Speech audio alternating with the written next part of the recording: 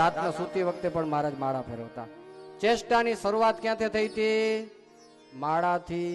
પૂરી ક્યાં થાય? માળા માળા માળા માળા અને માળા. બસ માળા ફેરવો, પછી ચરિત્રનું ચિંતન કરો, વળી માળા ફેરવો, હોઈ જાઓ, વળી હવાર ઉઠો, થોડીક માળા કરો, આખો દી ચરિત્રનું ચિંતન કરો, હાજે માળા કરો, હોઈ જાઓ, વળી હવાર ઉઠો, વળી માળા કરો, આખો દી ચરિત્રનું ચિંતન કરો, વળી રાત્રે માળા કરો, પછી હોઈ જાઓ. એમ કરવાનું, બાકી બધું વધારાનું કરી રહ્યા આપણે.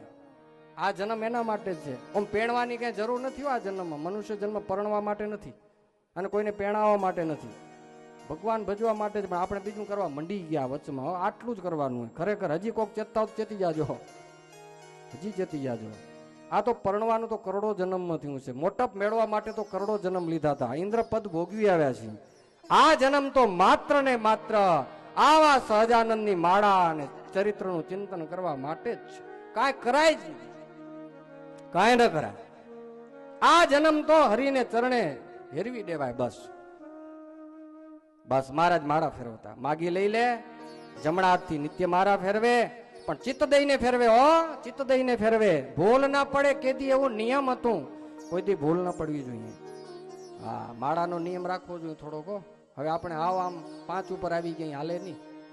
હા, થોડીક એક અંતરમાં ભાવના રહેતી હતી કે આ જગ્નની કાંઈક ફળશ્રુતિ હરિભક્તોને મળવી જોઈએ. હો, ભલે નાને મોઢે અમે કંઈ નિયમ ન દઈ શકી, પણ વ્યાસપીઠ ઉપરથી અમારે વાત કરવાનો અધિકાર હોય. ભક્તો, આપણા ભગવાન સવારે અને સાંજે રાત્રે સૂતી વખતે માળા ફેરવતા હોય, ભજન કરવાની રીત આપણને શીખડતા હોય, તો થોડીક માળાનો નિયમ રાખવો જોઈએ. થોડોક આગ્રહ વધુ રાખજો. અમુક ભક્તો હાવ 5 ઉપર આવી ગયા. હો, હવાર 5 માળા થઈ ગઈ ને એમ થાય કેટલું કરી લીધું. હો, હવે હા, એક્સ્ટ્રા થોડીક માળા થવી જોઈએ, થોડીક થવી જોઈએ. એટલી ઈચ્છા રહી. હું વારે વારે કહેતો, કમસે કમ 16 ચિન્ની 16 માળા, એટલું તો ભજન તમારે ગ્રસ્ત ને હાવ ઓછામાં ઓછું હોવું જોઈએ. આમ તો મોટા સંતો એમ કહેતા જેટલી ઉંમર થાય ને એટલી માળા કરવી. 1 વર્ષ વધે એટલે 1 માળા વધારે નાખવાની. આવા હશે ઘણા હરિભક્તો નિયમ વાળાઓ. ભજન કરજો. જ્ઞાનમાં બહુ આપણે ગમ નહીં પડે, પણ ભજનમાં તો મેળ પડી જ જશે. હો, એમાં તો બસ ભજનમાં આપણે કાંઈ બીજો દાખલો નથી. હો, એટલે થોડોક નિયમ લેજો.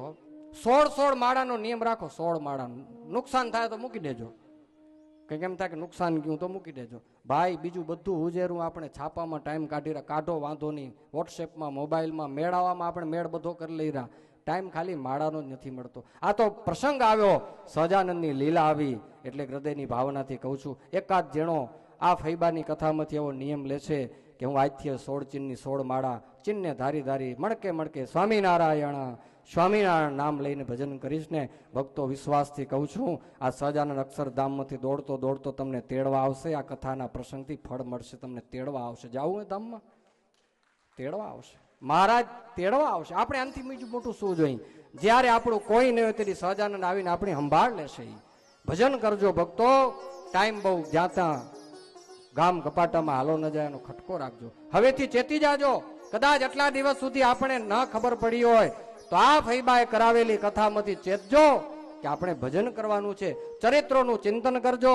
સહજાનંદની આવી મધુરી લીલાઓ પ્રેમાન સ્વામીએ પોતાના પદમાં કંડારી છે.